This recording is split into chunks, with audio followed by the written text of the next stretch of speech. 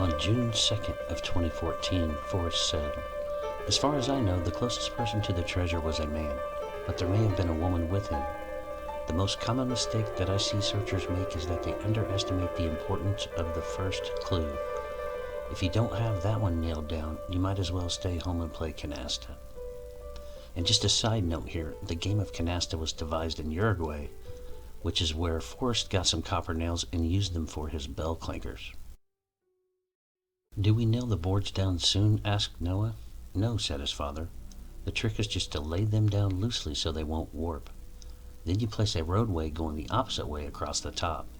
Nails would only split boards and rust the cracks into rot. Loose boards weather best." "I know," said Noah, "that a good carpenter doesn't use nails unless he has to. I just forgot." "If we can do it," said Isaac, with some pride in his voice, "we will do it without the use of iron at all. Not even one nail will be used." In the little forge barn halfway down to the bridge, Isaac had earned most of the money needed around the homestead. Not that any early American had a great need for cash, as most things were traded, but a good farmer always had a cash crop or some paying trade other than farming. Isaac was a nail maker. He had taught Noah the art of making hand-wrought nails by letting him pump the bellows of the forge as a little fellow. Now and then he actually hammered or broke the iron nail rods.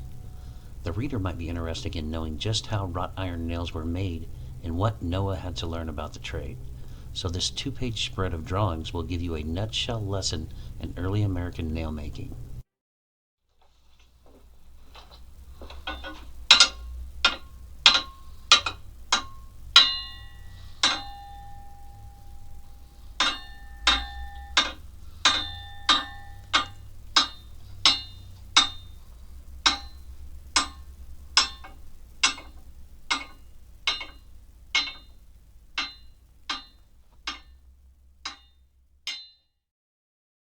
From The Thrill of the Chase, Dancing with the Millennium, pages 135 and 136. What can one person do that might impact life 1,000 years from now? I've given that a lot of thought because the little things can be so important in our lives. For example, do you know how long a piece of iron is needed to make a horseshoe? You measure the horse's hoof, front to back, multiply by 2 and add an inch. Most people don't know that, but I do because my friend Frank Turley told me. And he told me because he's a blacksmith and I paid him $20 to make me one. I just stood there and watched him bellow the coal to heat the metal. The pinging sound of his pounding hammer against iron and anvil was thrilling to me in a romantic sort of way.